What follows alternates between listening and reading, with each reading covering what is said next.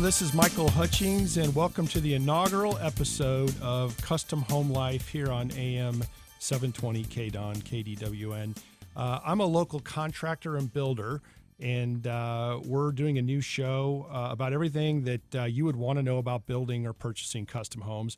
And I'm lucky enough to have one of my clients in the studio this morning, Bill Handel. And, this is a real transaction where we found a custom lot for Bill, and we're designing really an epic custom home for him. And, Michael, if I can afford it. Yeah, if you can afford it. Yeah, yeah, well, we never would tell him what the price is until it's too late. But anyway, Bill, thanks for joining us today. And I'm going to go through my repertoire here in our first show, but feel free to jump in. And I want to talk to you about the process that you're going through right now, because I'm actually going to use this as a way to feel out how things are going more than anything else. But a little bit about myself. I am a custom home builder and a real estate broker here in Las Vegas. And if I don't mind tooting my own horn a little bit, that's kind of a rare commodity. So we take the process from the land acquisition all the way through design build. I do have an architect on staff, although we do use other architects. Sometimes the client actually brings in their own architect, and we'll talk a little bit about that as well. But I've been out here about 15 years, and both before, during, and after the market going up and down, the machinations that we went through with that. And like I said, I've got a live client here with me that we'll talk a little bit about how we do things and how his project's going. So. Bill, do you want to jump in a little bit as far as we've acquired a lot for you. Mm-hmm. We're designing your castle. Yeah. And I know you've been through this before, and we've become pretty good friends. And the goal here is to keep it that way. In fact, he's a lawyer, so it's tough to build homes for lawyers. But is it going the way you expected it to go, I guess? We're early on, but I remember the conversation we were having. We had breakfast this morning, and I asked you a question, which I'll ask you again, and that is, I'm looking at the various costs that I'm involved in, and if I had to ask you, what is the single most expensive item that I'm going to write a check for or borrow the money for in this house?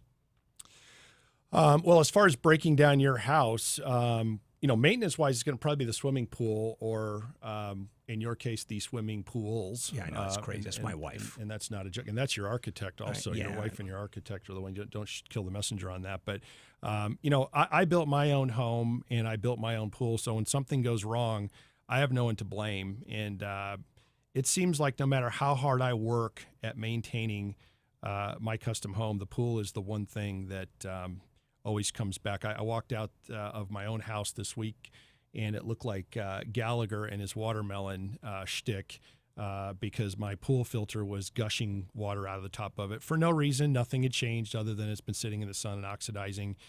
And I'm a licensed GC, and I spent about 12 hours trying to fix it. And finally, I called my pool guy, and 1,000 hours later, it was fixed. But that's the one thing that I don't want to scare people. I love my swimming pool. I think it's the greatest asset, as far as, living in the desert you can have. But that gets expensive to maintain. Yeah. So here in Las Vegas or this area, everybody has a pool. And is it more expensive here? Is this just a rough place to have a pool, and some hints that you might give me?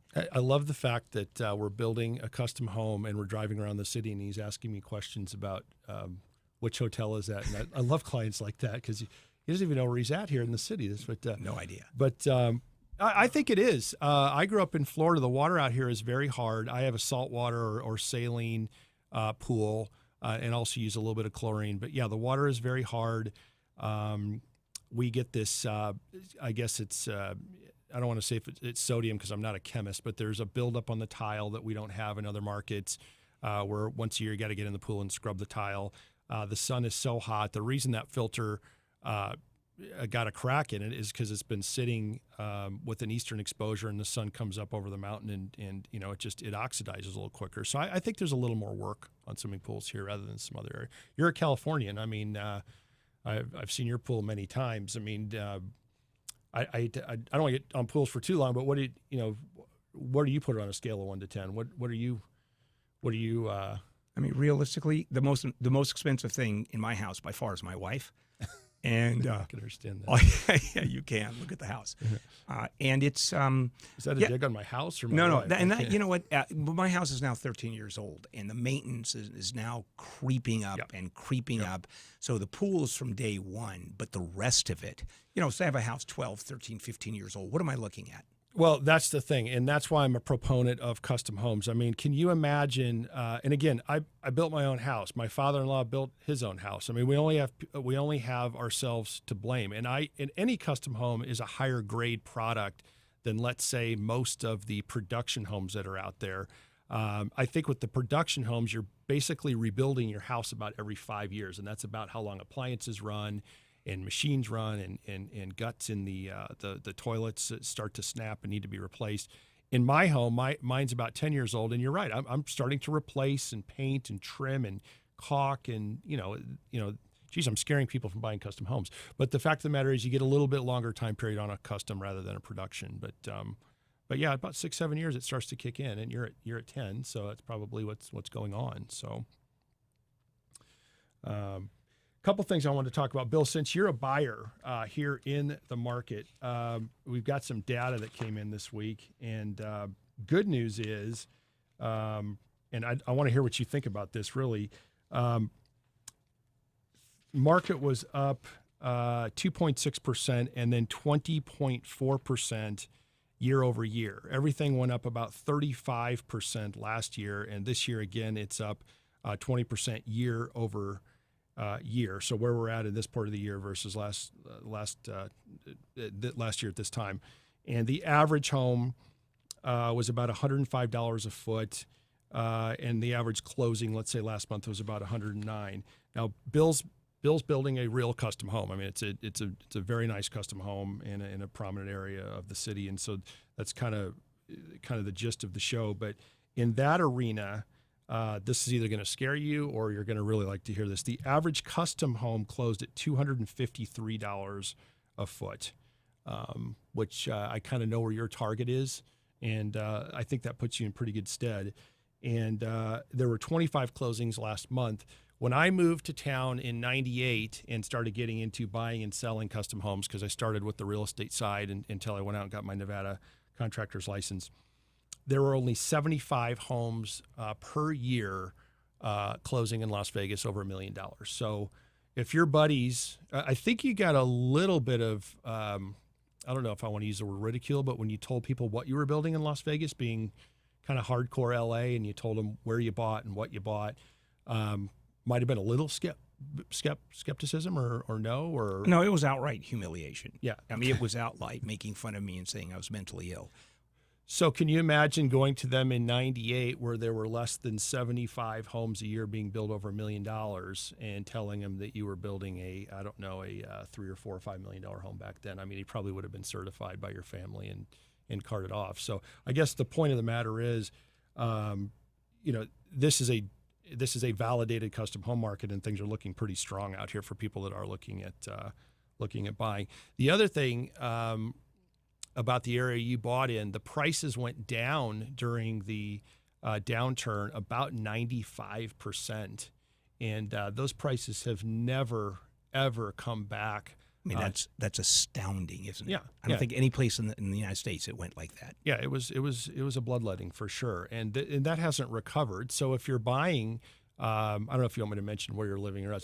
It's one of the big four. I mean, the areas where we really practice is Lake Las Vegas, Southern Highlands, McDonald Highlands, and the Ridges. So we don't need to mention which place, but at Lake Las Vegas, for instance. Why I would pick that, I don't know. But the prices went down. So $1 million lot was selling, about $90,000. I actually saw a couple of them sell for $45,000, $50,000, which is just completely ridiculous.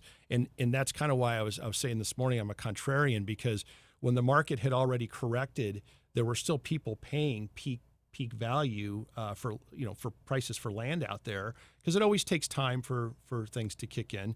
And now that the market's back, some people are kind of kicking things around like, is it time to get back in? It's definitely time to get back in. I mean, you're still able to steal high end lots for a penance for what you would have paid during the the peak the last time through, and the same thing applies for for construction costs. So so at the 253, that's a median custom home out there. That's kind of not that any custom homes really run of the mill, but that's median price. So that's a good place to be, I guess, if you're thinking of building. So back to the process. Is it what you expected? I know you've been through this before. I've been to your home in LA. No. Okay. Because what's happening when we hit your level and the architect's level, Mike, it's on a whole different level. I mean, I think this is the way people really envision. You hire an architect, you hire an interior designer, you hire a quality builder. And right now, I'm going to, I don't want to really blow smoke, but that's why you're here, Bill. Yeah, I know. And I know, let me tell you right now, I know the kind of quality home that Michael builds. Actually, I have no idea of the quality home Michael builds.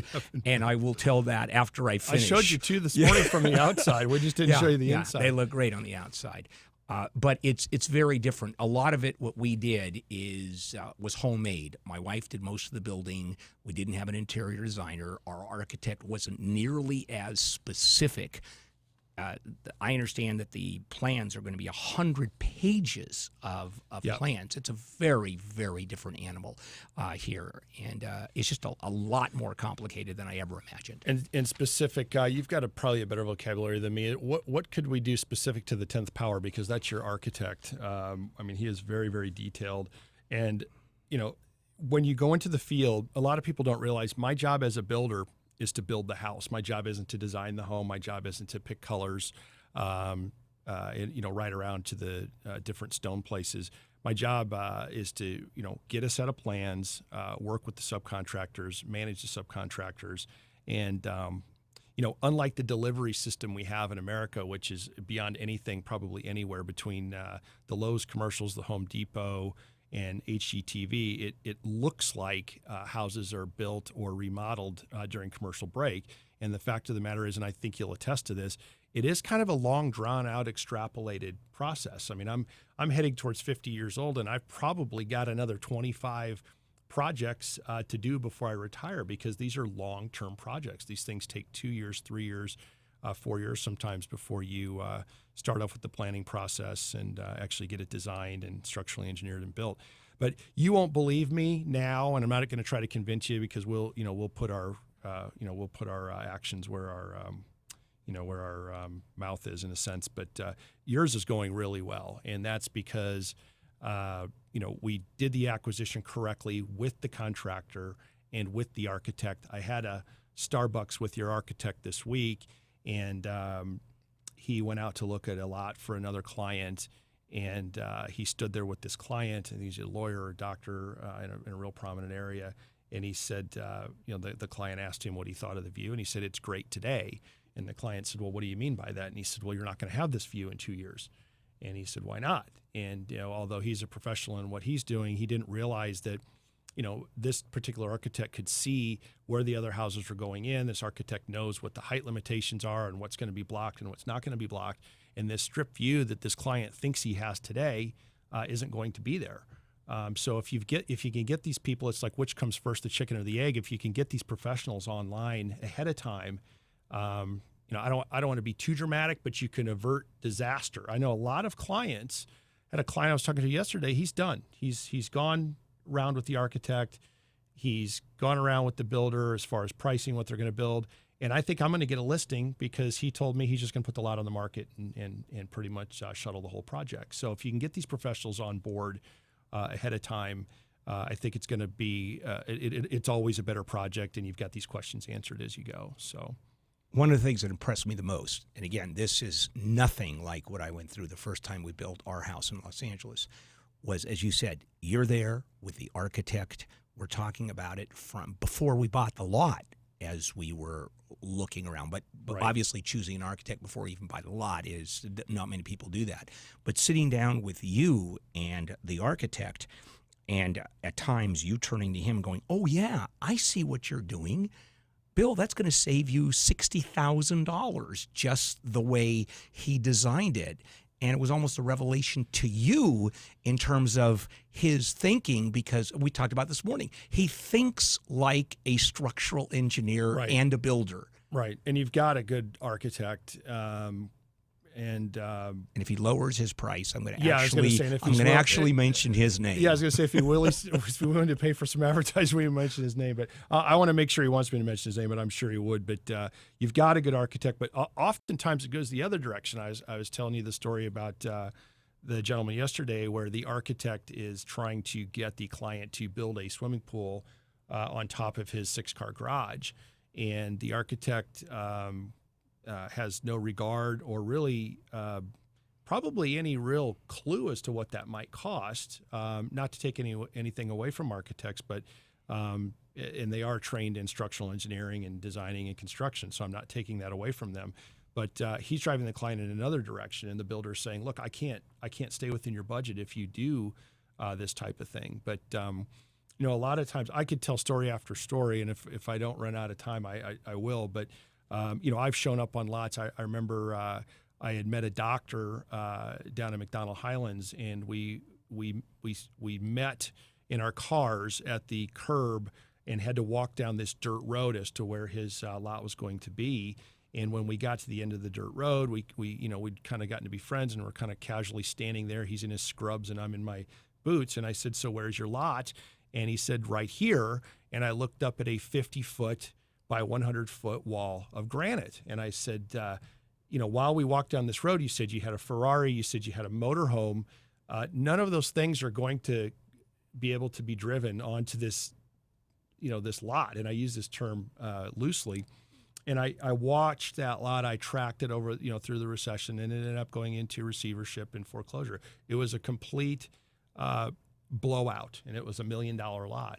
So had he gotten his builder involved, or he'd gotten a realtor involved that maybe understood custom home building, because it's a boutique-y, organic kind of world. I mean, there aren't that many people that are actually qualified to do it. I love it because I grew up in it. I mean, it's literally in my DNA. I've been around building my entire life, and pretty much everyone in my family's been in building. So it's an odd set of skills to have, but that's pretty much what we specialize in. So I'm glad to hear you think it's going remotely well, at least. And I will tell you that it is. So hopefully we'll be breaking ground in the next 5 to 10 years, and we'll be able to.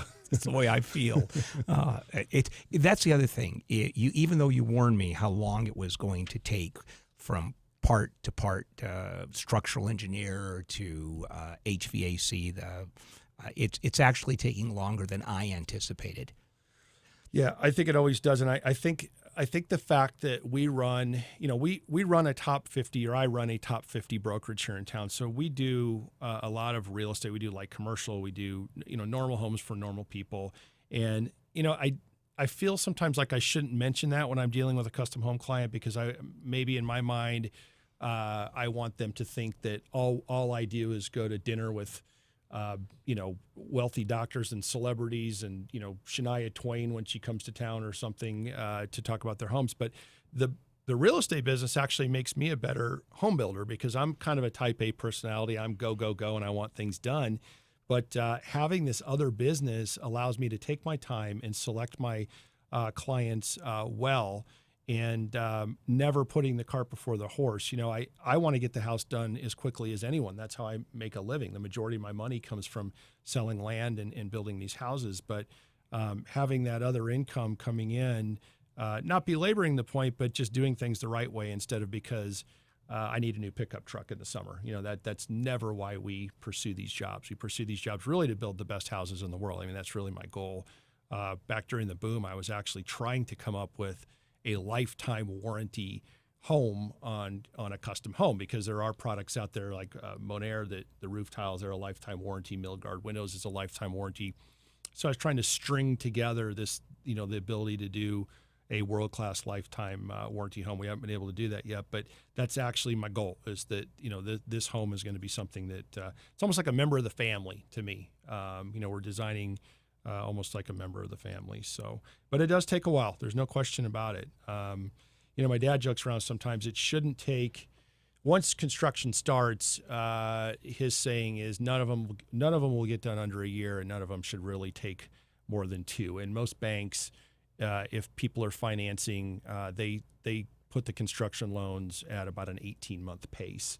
And with your home, you do have a very complex home, so we're going to try to beat the 18-month timeline if, in fact, you do finance. We haven't even discussed that really yet, but that's a personal thing anyway. But nonetheless, it's about an 18-month process from the time you start, but we'll have 18 months into the design process, going into it as well. So, but I'm kind of looking through what the market's doing, and renovation is something that's popping up on a regular basis, and a lot of the homes we renovate are the ones that I actually built. So we'll look at or not built, excuse me, sold. So we'll look at we'll look at any renovation, and if you want to call me on that, I'm happy. Meridius Realty Group is the company, and you can call me at 418-2523, and we'll look at any renovation project. But right now, I'm going to say something a little outrageous. On a home under $1 million, whatever you're spending on renovation, you're pretty much doubling your money on that cost. I'm not saying that it'll be like that forever, but we sold a home to a gaming executive last year. Home sold for about $650,000, ended up probably appraised today for north of $1 million, and we added a room addition on. I think we spent about $20,000. When I multiplied the additional space versus the cost, he will increase the value of his home $40,000-$50,000. So, renovation is a really good way to build equity in your home right now if you're under $1 million. If you're over $1 million, there's some things coming down the pike. I don't know if we're going to have time to talk about them too much. If not, I'll just continue on to next week. But there are some air conditioning issues. It's almost like the Obamacare for home building. The EPA is going to mandate new air conditioning systems. They're called a 422D type of air conditioner. And in layman's terms, the R22 units that you're using on your house today, regardless of whether you're in California or Nevada or any place in the country, will not be available starting January 1st of 2015. So if you're in a custom home and you got to replace 10 air conditioning units, that's $100,000. So things like that would make it more conducive for you to probably look at building if you're over $1 million rather than renovating if you're under $1 million. So does that scare you at all, Bill, since you own a home in California and you also are building a new one? Or are you going to? Yes. Yeah. Yes. It scares me to death. Yeah. Is it harder here to build than it is in other places? I've never physically been a licensee in other markets, but I have worked for many large builders in different states. And I would say not more difficult, but it's a very strange market in that, let me talk about drywall, for instance. In Florida, if you're drywalling a home, you hire a drywaller, and he delivers the drywall, and he drywalls your home. In Las Vegas, for some reason, you hire a lot of times a finished drywaller, a drywaller, a plasterer. A different company delivers the drywall than the company that you actually hired to do the drywall. It seems to be very specialized and broken out into much smaller groups. You would, in a sense, hire a plumbing contractor separate from the actual pool builder, or you'd hire a separate electrician. I don't know if it's because of the vast array of licenses that you have to hold out here. It's just the way they do it. So I find that I'm dealing with a lot more trades out here than in other places, but I don't know that it's any more difficult. I think, I called my dad. He was in New York working on a project, and he was trying to, for lack of a better description, gel the wet earth so that he could excavate a site in New York. I mean, it's like you got a frost line in the winter, and then you're dealing with mud in the spring, and we don't have to deal with that type of a thing in Vegas really at all. So we're pretty much a year-round type build. It does get very, very hot, as you know. When I first started contracting and building, my framers showed up on the job at 4:30 in the morning. And I wasn't there, but they had called to get in the gate at 4:30 in the morning, and it really hadn't occurred to me because I was still snuggled into my little nest in my own custom home why they were there at 4:30. But as you know, 4 o'clock's the hottest part of the day here in the desert, and they wanted to be done by 2:30.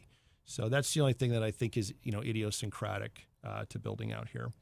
So I wanted to step away just for a second and talk about Nevada Title. They are, one of our main advertisers on this show, and they are the only local founded, owned, and operated title company in Nevada. I use them exclusively, and I can tell you that when I call my title unit with Sue Riley and Carol Moores, if they don't pick up the phone, they call me back within 5 minutes. If I send them an email and a question, I get that answer back, that response in about 2 minutes or less. So nobody knows the markets out here like Nevada Title. And this week in particular, they were sponsoring PJs for DJs, which is actually tied into KDON here and the other stations here at Beasley Broadcasting. And even though the actual PJs for DJs drive happened on April 11th, they're carrying through another week, and they're going to do a first annual 5K run, a 1 mile walk on April 19th. So they're going to push that through all the way through for a week. So, but yeah, Bill, I appreciate you coming in, and hopefully you'll join me every week. Can you do that all the way through the process? No, I can't. Okay, I'm gonna have to. But it was fun. Plan. I'm learning a lot. I have to tell you something, Michael. Just sitting here looking at you, I'm going, okay. He's very handsome. Is that what? No, Okay. no, not at all. Thanks, Bill. Join us next week on Custom Home Life. This is Michael Hutchings.